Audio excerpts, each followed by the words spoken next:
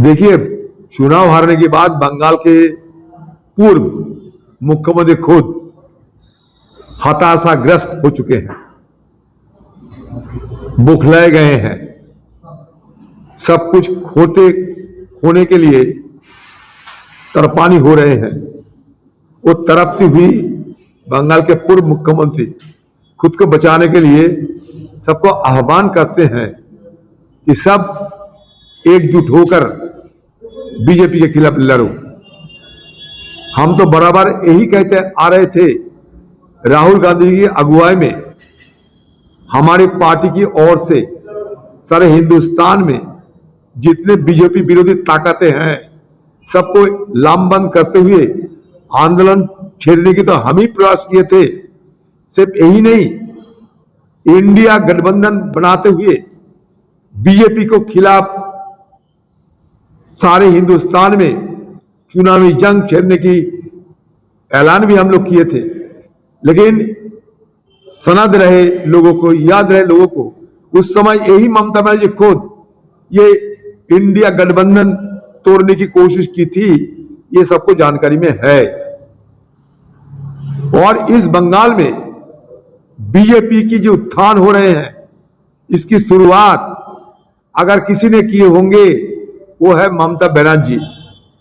बंगाल में ये ममता बनर्जी बीजेपी के साथ गठबंधन बनाते हुए चुनाव में उतरे थे और उसी दिन से धीरे धीरे बीजेपी पार्टी अपना पैर जमाने में सफल हुई थी। और इस ममता बनर्जी खुद बीजेपी पार्टी की सरकार में मंत्री पद लेते हुए शामिल भी हुए थे। और एक ना इस बंगाल के मुख्यमंत्री के साथ बीजेपी पार्टी की ताल्लुकात सब जानते हैं। इस बंगाल में बीजेपी पार्टी को अगर किसी ने पनाह दिए होंगे, किसी ने पनापते हुए हम देखे हैं, तो उसका नाम है ममता बनर्जी, जिनकी जमाने में सबसे ज्यादा आरएसएस बंगाल में ताकतवर हुई। यही है ममता बनर्जी जो बीजेपी को सराहना देते हुए, बीजेपी को पनापते हुए, बीजेपी की खुद बैसाखी बनते हुए बंगाल में बीजेपी को फले फूले, बीजेपी को और तरक्की करने की मौका दिए थे।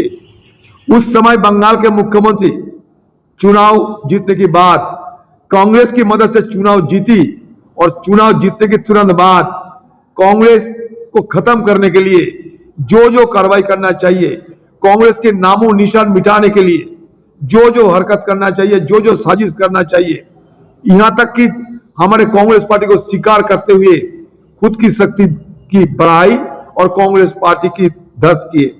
मतलब बंगाल में धर्मनिरपेक्ष जो ताकतें थे, कांग्रेस और उसके साथ साथ वामपंथी, ये सबको तबाह करने के लिए बंगाल के मुख्यमंत्री कोई कसर नहीं छोड़ी। आज जब चुनाव हारी, जब वो देख रहे कि मेरे पास सर कुछ नहीं बची, तो उनको अभी लगे कि सारे जो विपक्षियां हैं सब एकजुट होना चाहिए। लेकिन उन्हें अपनी जुबान से कभी कांग्रेस का नाम नहीं लिया। ये थोड़ा गौर करके देखो आप।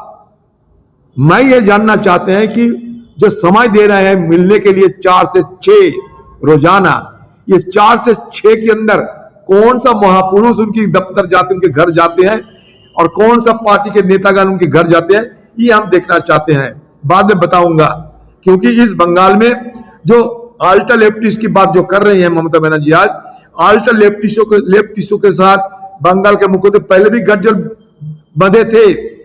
ये नक्सलियों के साथ बंगाल के मुख्यमंत्री के ताल्लुकात सबको पता है।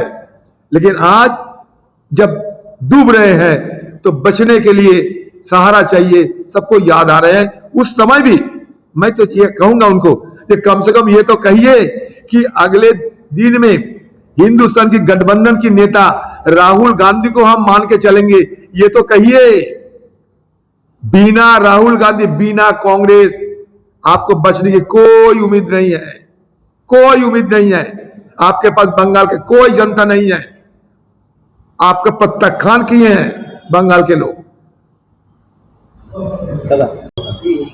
देखिए, कांग्रेस की समर्थन में तो हुई है, कांग्रेस शुरू से ही समर्थन किए बीजेपी को, और वहां के राज्यपाल शंका की बहाना बनाते हुए कभी हां कभी ना करते रहते थे।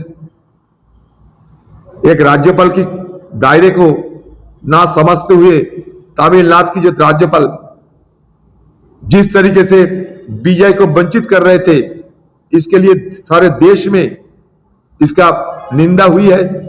ये हमारा जो संविधान की जो कन्वेंशन होते हैं, देखिए संविधान सब लिखित नहीं होते, संविधान के कन्वेंशन होते हैं, तो मैक्सिम होते हैं संविधान की।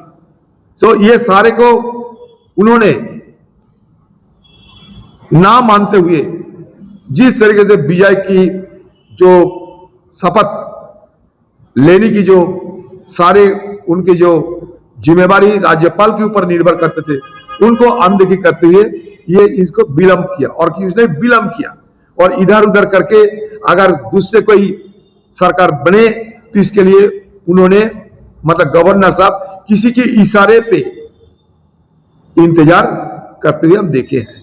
फिर भी जब अंत अच्छा होते हैं सब अच्छा होते हैं।